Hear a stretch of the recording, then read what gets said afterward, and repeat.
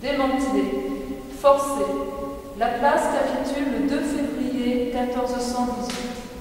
Le monarque anglais fait une entrée triomphale au château. L'occupation anglaise durera 32 ans. Pendant ce temps-là, la mémoire restera sévère.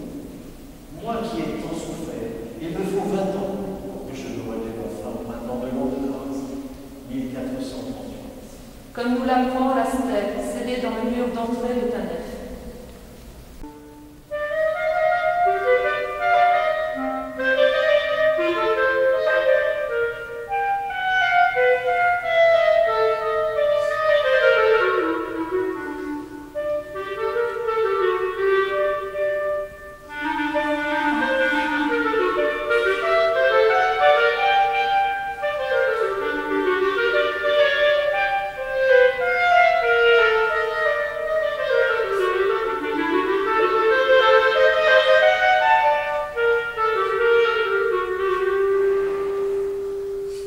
L'espérance qui porte l'homme au-dessus de lui-même, en le poussant vers Dieu.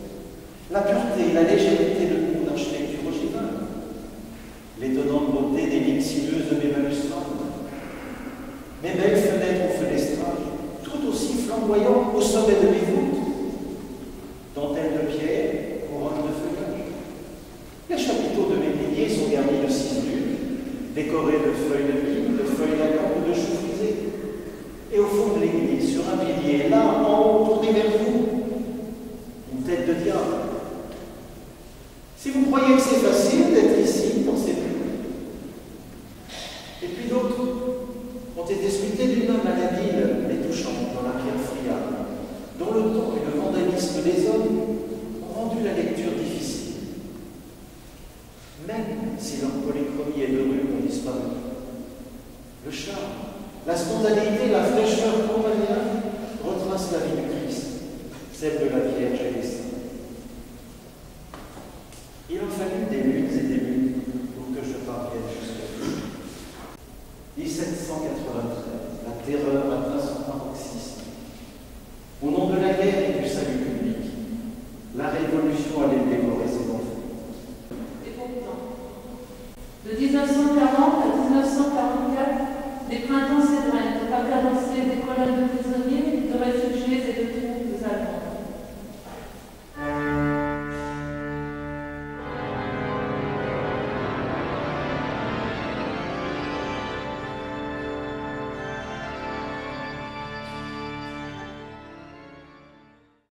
Moi qui jusqu'alors avais été peu touché par les bombardements et les combats, tout s'organise et le soutien spirituel ne l'entend pas. Dans l'après-midi, le capitaine Charles-Édouard Baudry, prêtre et aumônier au régiment du Mont-Royal, celui qui allait devenir Monseigneur Baudry, organise une cérémonie religieuse ici même, avec sermon de circonstance et distribue la communion critique. Puis, il baptise avec de l'eau du bidon d'un soldat canadien deux nouveau-nés qui, au vu des événements, n'avaient pu l'être jusqu'ici. C'est sur des tirs sporadiques que la nuit s'abat sur la cité. Les 300 Falaisiens somnolent ce soir. Quand vers minuit, on entend des chasseurs bombardiers volant loin. C'est un petit groupe d'avions allemands. Ces avions à croix noire lâchent des faux éclairants et des bombes incendiaires sur le quartier de la place Guillaume, où sont stationnés des véhicules canadiens. Mon toit s'allume comme une torche, ma charpente brûle, mes métros sous l'effet de la chaleur éclate. La vue de bois de mon cœur s'effondre et embrasse mes stalles. Heureusement, les voûtes de pierre de la nef résistent et tiennent bon. Mes murs résonnent de la panique hurlant des réfugiés qui se précipitent vers les portes de l'enfer. Mais le danger est bien plus grand sur la place que sous ma protection et de mes voûtes. Les Canadiens parviennent à garder fermées les portes de mon enceinte. Le rêve terminé, les réfugiés m'abandonnent pour la nuit à la territoire. Ce n'est pas que je ne sente rien. Mon squelette éclaté, fumant, laisse juste présager une longue attente avant de renaître de l'esprit. À l'aube du 18 août 1944, la bataille de Falaise est terminée. Les bombardements ont détruit la rue de Soulache, là sol désormais sous mon cœur, sans la rue, qui en avait motivé la construction. Quant à mon clocher, il fut détruit. La guerre a pris fin. C'est aussi la libération de la France.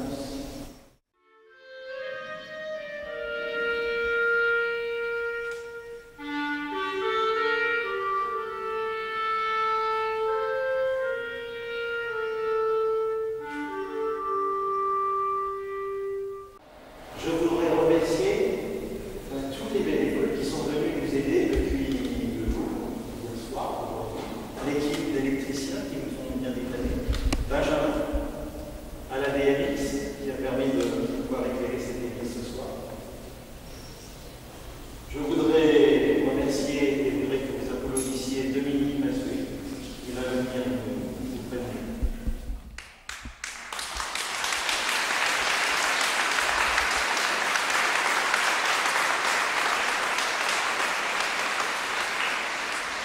Christian Lair, qui nous a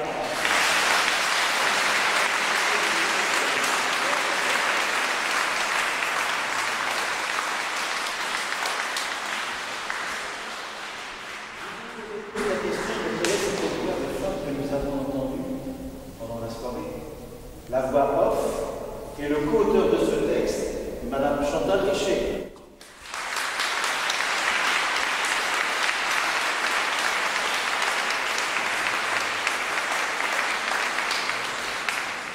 Bien sûr, le co-auteur et l'interprète de cette soirée, Patrick Laprelle.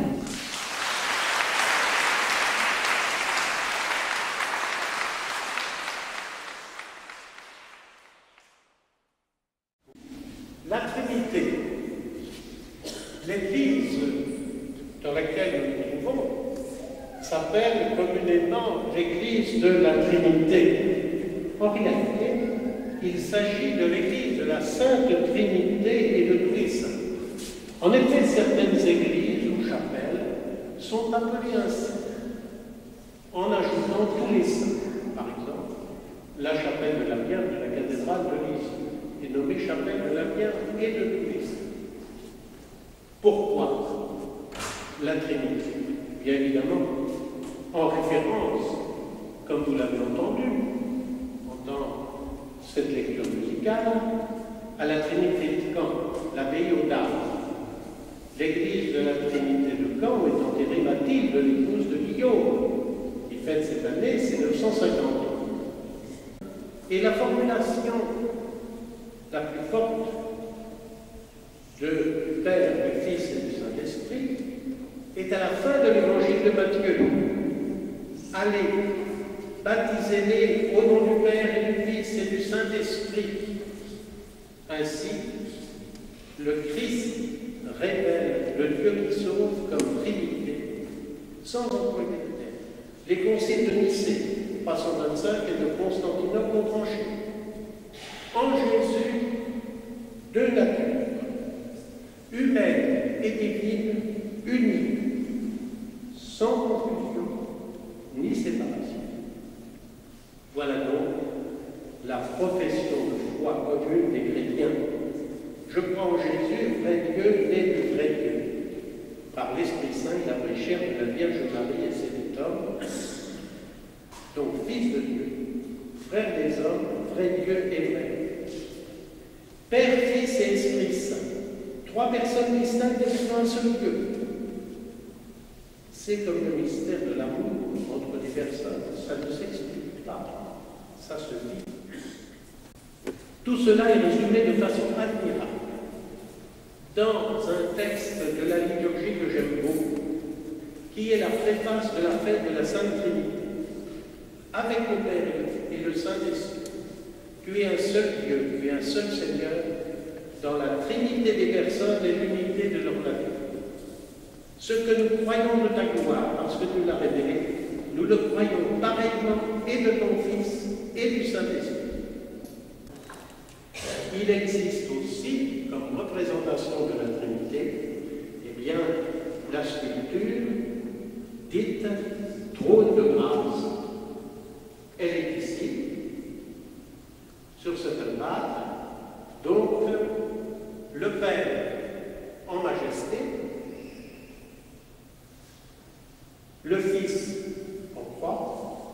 et l'Esprit Saint.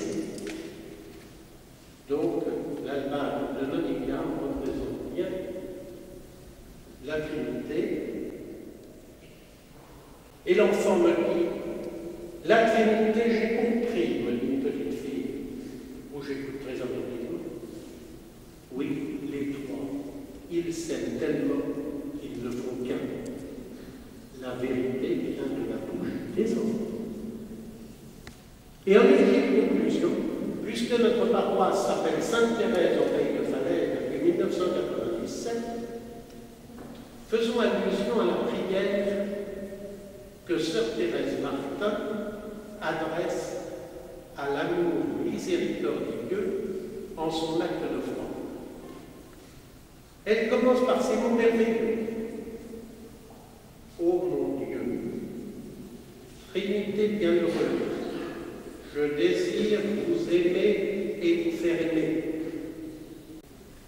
Oui, chers amis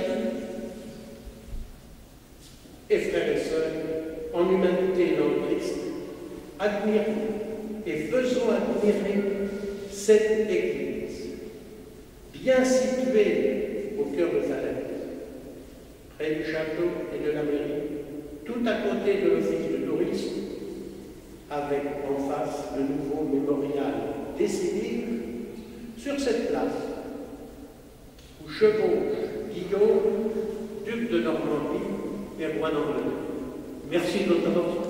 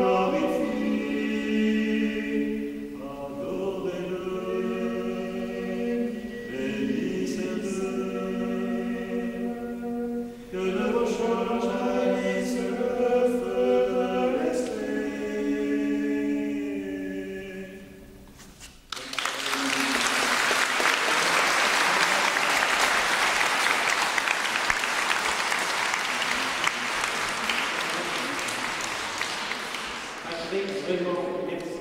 Vous savez, c'est beaucoup donné.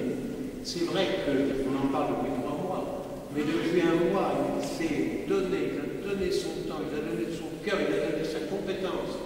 Et il a appelé aussi d'autres personnes, vous ne pouvez pas oublier non plus les personnels techniques et autres, voilà. Alors, merci encore Patrick et bravo.